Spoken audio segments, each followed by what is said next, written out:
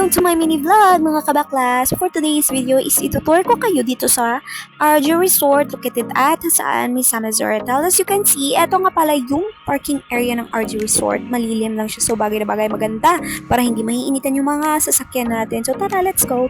Bago muna tayo mag-tour mga palangga, mga kabakla, kain muna tayo kasi hindi ko talaga pinalagpas yung oras na to kasi nagugutom na ako. Super duper gutom na talaga. So yung kinain ko muna is yung saging. Marami naman pagkain na dala namin pero inuna ko talaga yung saging kasi yun yung favorite ko. Yung saging na malaman. Yeah.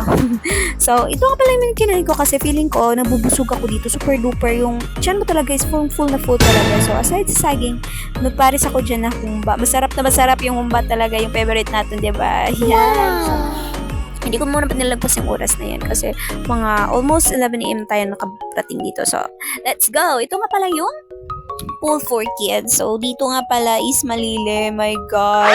Ito yung pinaka nagustuhan ko sa kanila dito kasi yung pool nila for kids is malilim lang siya. So, bagay na bagay sa mga bata. Kasi, you know, yung mga bata, yung mga balat nila, you know, napaka-sensitive na pag naaarawan sila. So, maganda talaga dito kasi yung cottages nila is very malapit lang sa pool na for kids. So, mababantayan mo talaga sila, diba? So, very recommendable talaga dito sa may RG Resort. Charot lang!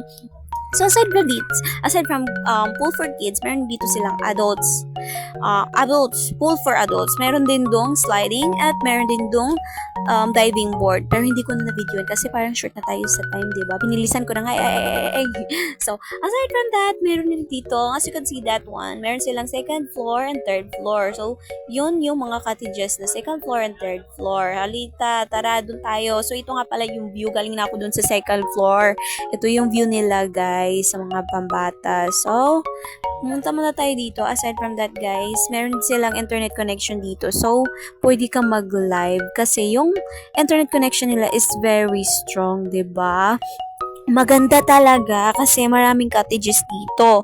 Hindi ko lang na video aside from here, meron pa doon sa kabilang side, doon sa adult na pool. Meron din doon sa ibabaw din yung cottages nila. So, meron dito ang sugba-sugba. So, meron daw mga isda or kanino gusto isugba dito sa third floor, 'di ba? So, ayan. Before you end this video, I would like you to hit the bell, follow, share, and yun lang muna for today's video. Thank you for watching, guys. I love you all.